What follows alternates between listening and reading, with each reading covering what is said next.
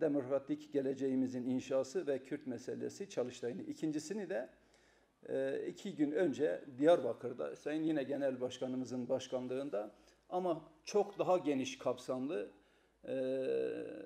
bu Kürt meselesi Çalıştay'ımızı masaya yatırdık.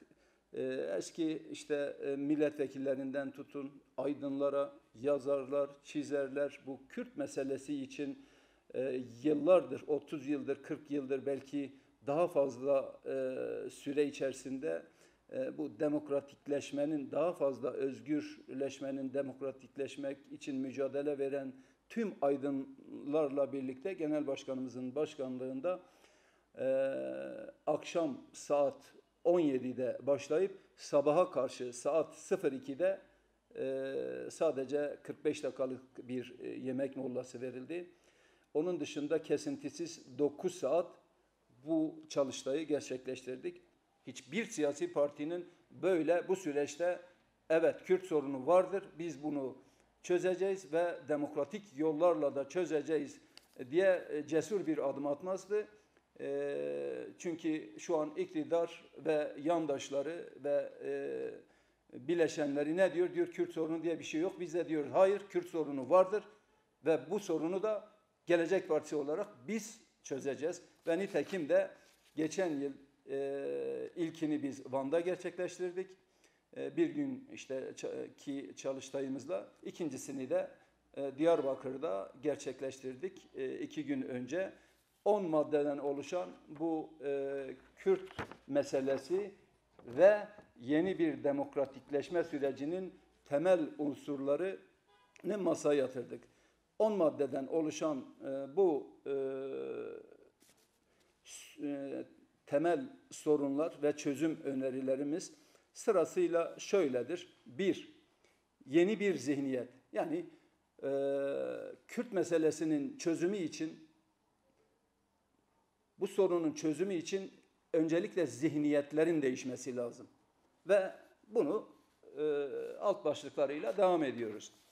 2. Ortak ve yerli bir yaklaşım. Yani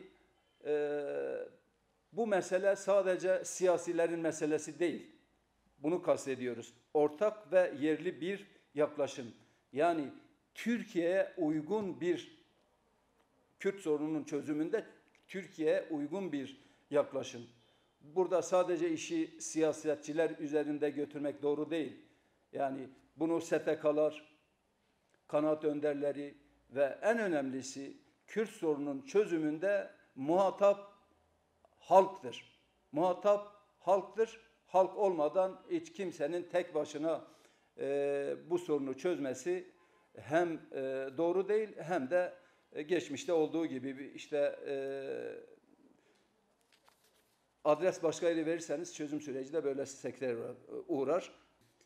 Üzülerek söyleyeyim, gerek Diyarbakır'da geçen hafta 21 tane işte gazeteci gözaltına alındı, bir kısmı tutuklandı. Hakeza Van'da da aynı şekilde gözaltılar, tutuklamalar oluyor. Biz eğer varsa bir suç unsuru teşkil ettikten sonra gerekli ceza neyse tamamdır.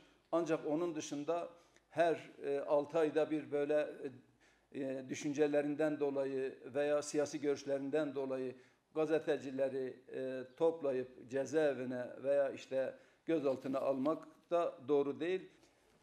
Ana dilin öğretilmesi, eğitimde ve sosyal hayatta kullanılması en temel ve doğal insan hakkıdır. Kimse ana dilini seçemeyeceği gibi kimse de başkasının ana diline yasak getiremez. Ortak resmi dilimiz olan Türkçenin yanı sıra herkes kendi ana dilini öğrenme ve bireysel ve toplumsal yaşamda kullanma hakkına sahiptir. Diğer taraftan Sayın Erdoğan'ın gelişiyle ilgili kendim o gün sabahleyin Diyarbakır'a gittim. İşte bu Diyarbakır Çalıştayı için samimi söylüyorum. Yüzlerce otobüs Doğu Güneydoğu'dan taşımalı sivil getirdiler buraya. Kendim gördüm ve çektim, sosyal medya hesabından da paylaştım. Dedim ki su taşımayla değirmen dönmez. Siz Doğu Güneydoğu'nun tamamını 23 ilden Van'a teşkilat mensuplarını otobüslerle taşıyarak burada bir işte kalabalık oluşturarak güzel bir miting yaparak biz daha hala güçlüyüz derseniz siz kendinizi kandırıyorsunuz. Bu halk artık sizin oyuncağınız değil. Bu halk artık halkın gönlünden de çıkmışsınız, beyninden de çıkmışsınız. Dolayısıyla Sayın Erdoğan'ın yapmış olduğu bu mitingde taşımalı bir eğitim oluyor ya, taşımalı eğitim. Bu da taşımalı bir miting oldu.